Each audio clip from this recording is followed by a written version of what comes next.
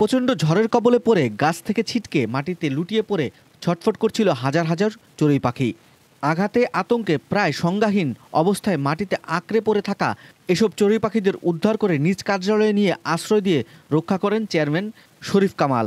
কিশোরগঞ্জের হাওর উপজেলা মিঠামইন সদর ইউনিয়নের চেয়ারম্যান শরীফ কামালের এসব মানবিক সহযোগিতার একটি ভিডিও ক্লিপ সোশ্যাল মিডিয়ায় ভাইরাল হয়ে গেছে। রোববার সন্ধ্যার পর মিঠামইন সদর ইউনিয়ন পরিষদের সামনের গাছগাছালির আশেপাশে মাটিতে লুটিয়ে পড়া এসব চড়ুই পাখিদের উদ্ধার করে নিজ কার্যালয়ে নিয়ে খাবার ও সেবা সুস্থতা দিয়ে নিরাপদ আশ্রয় ও ঠিকানা দেন চেয়ারম্যান শরীফ কামাল।